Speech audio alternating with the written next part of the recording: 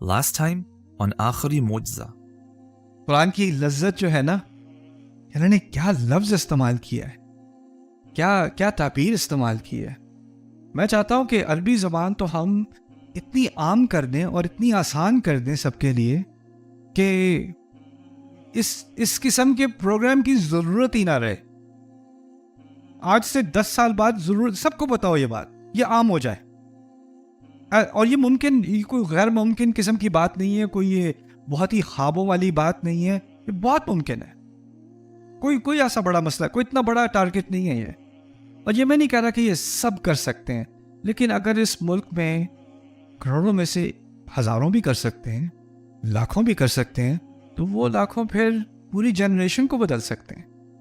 تو ہم سب ہماری مینٹیلٹی میں ہو گیا ہے آل اور نتھنگ، یا تو سب کریں یا کچھ بھی نہیں ہو رہا. اور دنیا میں جو ساری تبدیلی آئی ہیں نا، وہ کچھ لوگوں کے ہاتھوں سے آتی ہیں، سب کے ہاتھوں سے نہیں آتی، باقی سب فالو کرتے ہیں.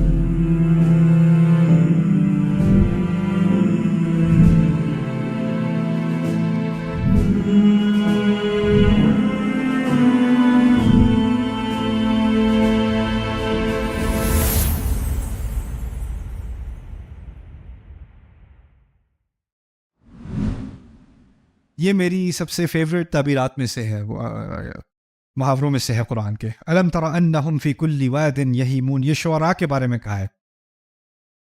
والشعراء یتبعہم الغاوون، سورۃ الشعراء کے آخر میں. شعراء کا لفظ وہی ہے جو عربی میں ہے، جو اردو میں ہے، لیکن اس میں ایک فرق جان لیں. شعراء شاعر، اردو میں بھی شاعر کہتے ہیں نا. شاعر آتا ہے مشعر سے، مشعر عربی میں لفظ ہے مشعر. اور شعیرہ اور شعر عربی میں اصل میں کہتے ہیں جذبات کو. اشعار اور مشاعر جذبات کا لفظ ہے عربی میں. اور شاعر کو شاعر اس لیے کہا جاتا ہے کہ وہ اپنے الفاظ کے ذریعے کیا چیز ایکسپریس کر رہا ہوتا ہے؟ جذبات. اور وہ کس چیز کو اجاگر کرنے کی کوشش کرتا ہے اپنے سننے والوں میں، ان کے بھی جذبات. اس لیے اس کو شاعر کہا جاتا ہے. اصل میں اس لفظ کا تعلق جذبات سے ہے.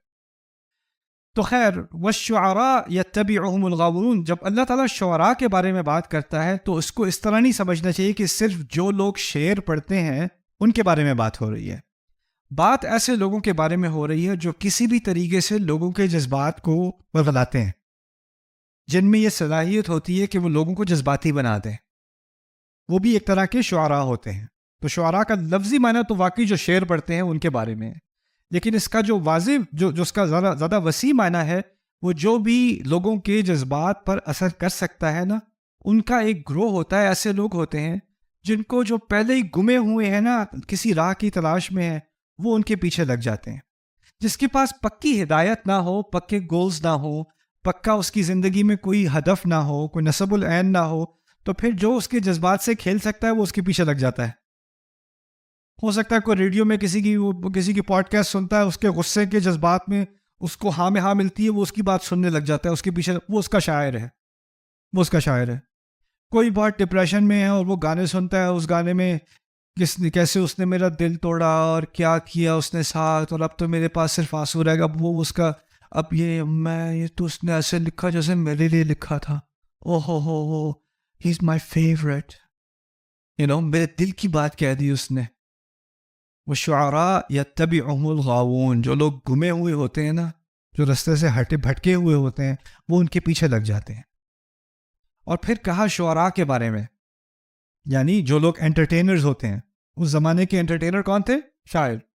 ان کے ہاں کانسرٹ کیا ہوتی تھی؟ رات کو صحرا میں ایک آگ لگائی، باربیکیو کی آگ لگائی، سارے سرکل بنایا انہوں نے، اور ایک جو ہے اس نے شعر سنانے شروع کیے، باقی سارے اللہ وہ ان کی کانسرٹ تھی.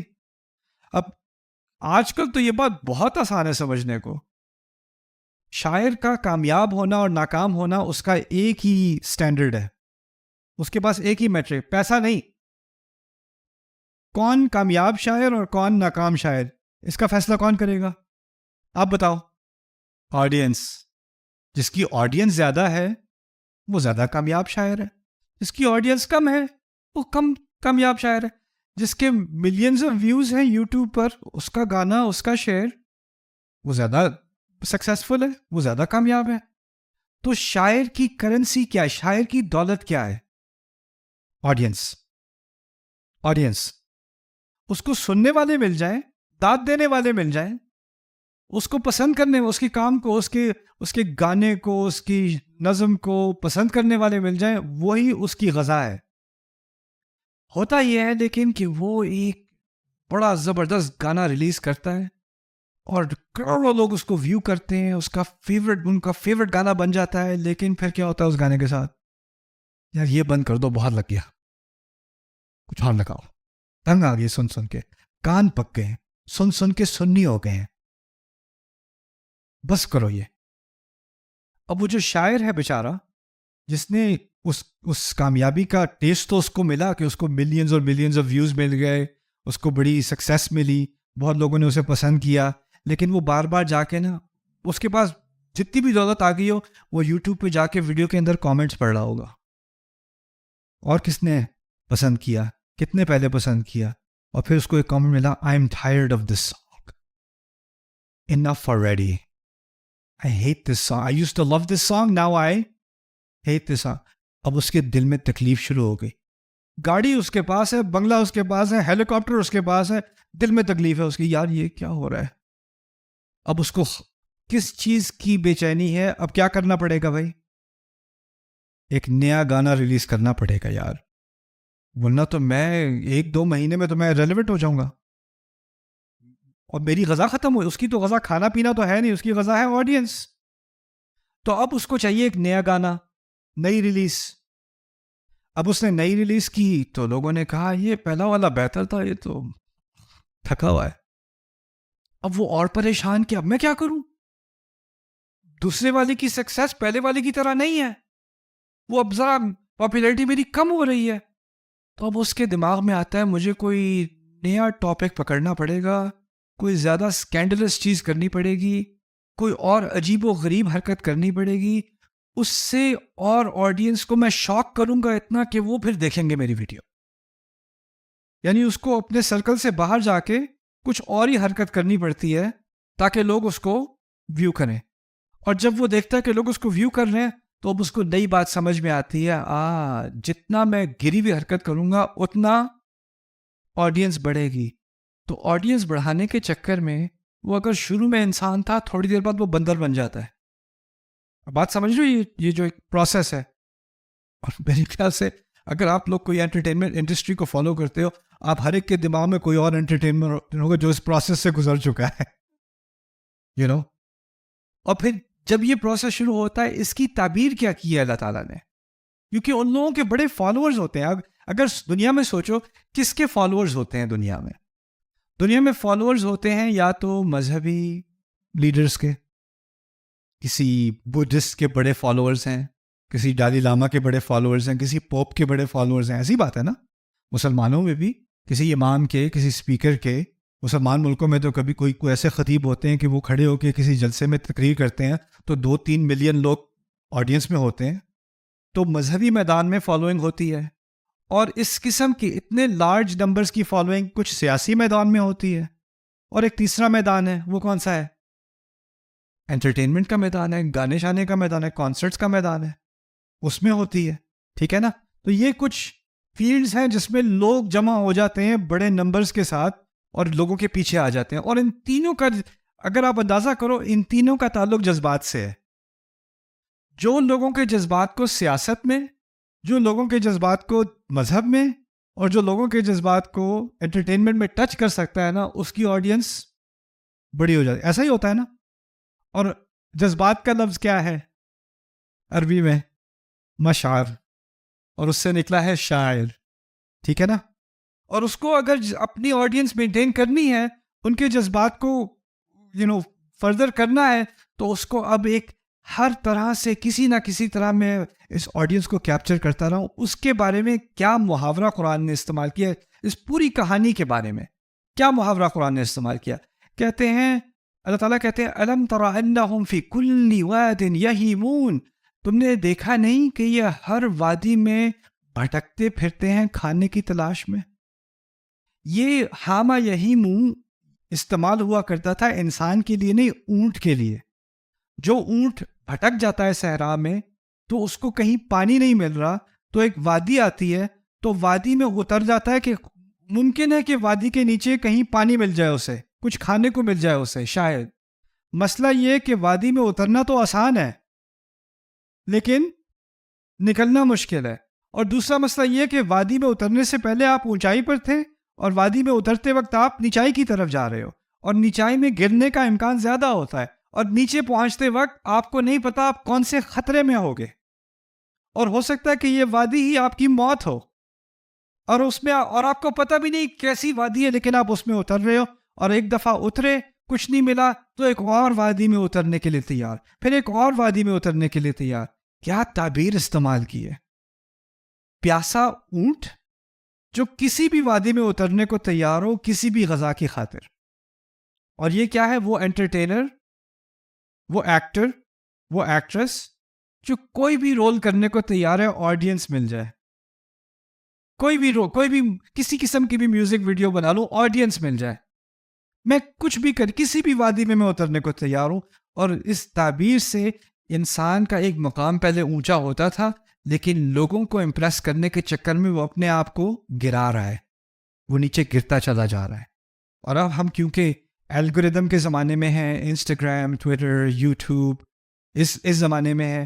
الگوریدم میں کیا ہوتا ہے؟ جو بھی انفلوئنسر بننا چاہ رہا ہے، اور جو انفلوئنسر بن جائے لوگوں کی فیلنگز کو انفلوئنس کرنا چاہ رہا ہے، isn't it؟ جو بھی انفلوئنسر بننا چاہ رہا ہے وہ دیکھتا ہے کہ انگیجمنٹ کم ہو گئی ہے، ویوز کم ہو گئے ہیں، مجھے اور دیکھنا پڑے گا، ریسرچ کرنی پڑے گی، فلانے کے ویوز زیادہ کیوں ہو رہے ہیں، اس کے ویوز اس لیے زیادہ ہو رہے ہیں کہ وہ اس چیز کے بارے میں بات کرتا ہے، مجھے بھی اس چیز کے بارے میں بات کرنی ہوگی، مجھے بھی یہ کچھ کرنا ہوگا. یعنی اب آپ کا مقصد، لوگ آپ کے پیچھے آ رہے ہیں کیونکہ آپ ان کے جذبات سے کھیل رہے ہو، اور اب آپ لوگوں کے پیچھے بھاگ رہے ہو کیونکہ آپ چیک کرتے ہو ان کے جذبات کس طرف جا رہے ہیں، میں بھی اس طرف جاؤں.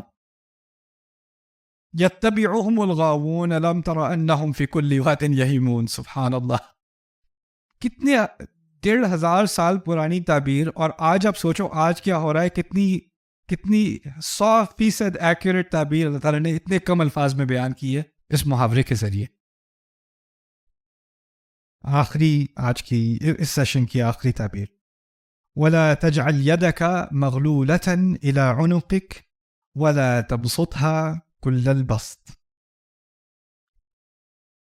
خرچ کے معاملے میں اعتدال کرنا چاہیے نا، یعنی زیادہ نہ کرو، فضول خرچی نہ کرو، اور کنجوسی نہ کرو.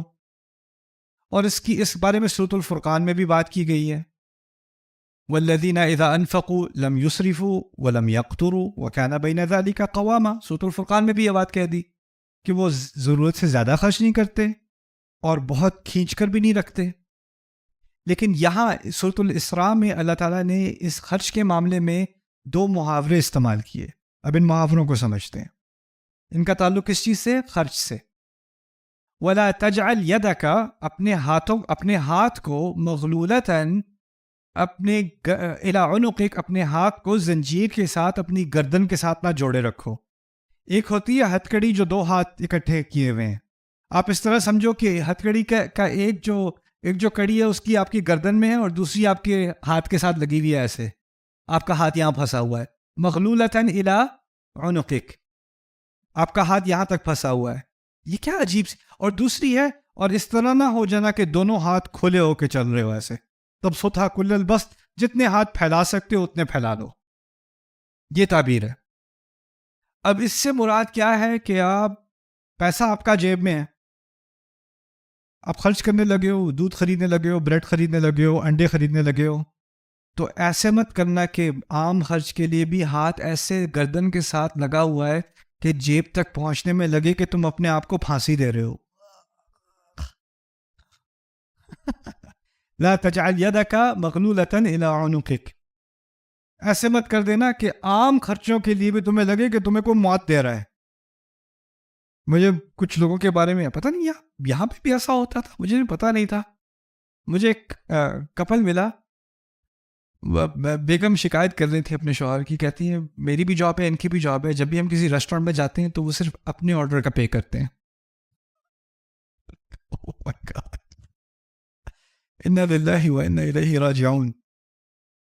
تو اب تو پھر دودھ کا بھی کیلکولیٹ کرنے پڑے، کتنی ڈالی تھی چائے میں، اس کو کیلکولیٹ کر کے بجٹ ڈیوائڈ کرتے ہیں.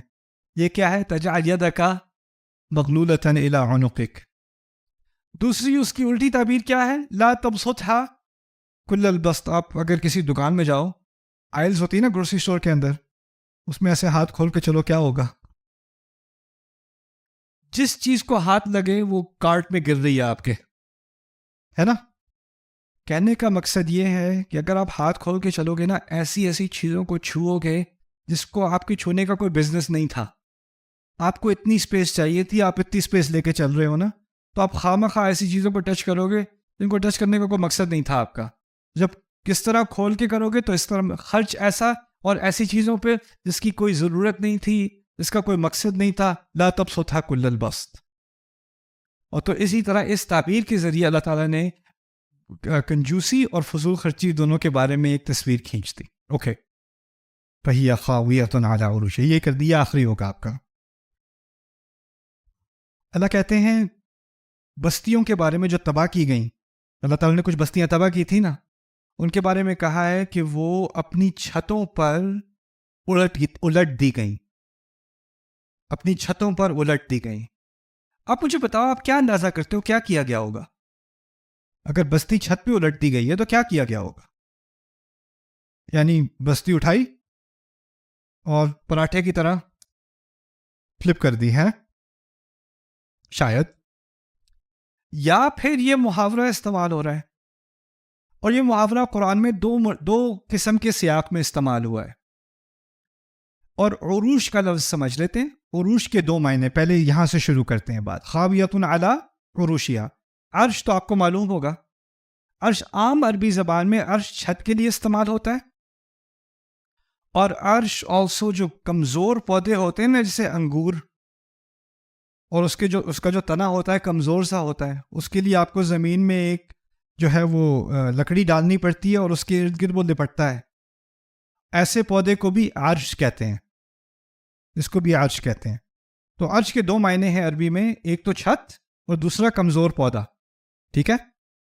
اچھا، اصحاب الکہف کے بارے میں، سورۃ الکہف میں جو قصہ ہے دو باغبانوں کا، آپ کو شاید علم ہوگا. اس نے باغ بنایا، اس کے ارد گرد اس نے درخت بنائے اپنے باغ کے، اور درمیان میں باریک اور نازک قسم کے پودے رکھے. نازک پودے درمیان میں اس لیے تھے کہ ہوا چلے تو ان پودوں پر نقصان نہیں ہوگا. کیوں؟ کیا حفاظت کرے گا ان پودوں کی؟ وہ ارد گرد کے درخت. ٹھیک ہے نا؟ اب اللہ تعالیٰ نے جب اس کو سزا دی اور اس کا باغ برباد کیا تو کہا وَهِيَ خَاوِيَةٌ عَلَىٰ عُرُوشِهَا. اور یہ باغ اس کا الٹ پڑا عروش کے اوپر. وہاں چھت کی بات نہیں ہو رہی، کس کی بات ہو رہی ہے؟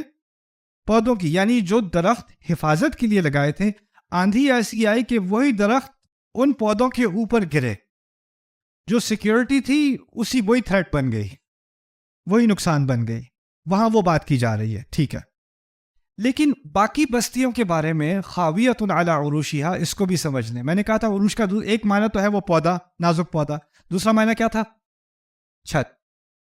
جب کبھی کوئی طوفان آتا ہے، بہت تیز بارش آتی ہے، یا اولے پڑتے ہیں، یا کوئی ونڈ سٹورم آتا ہے، ٹورنیڈو وغیرہ آتا ہے، کوئی طوفان آتا ہے، بلڈنگ میں سب سے زیادہ نقصان کس حصے کو ہوتا ہے؟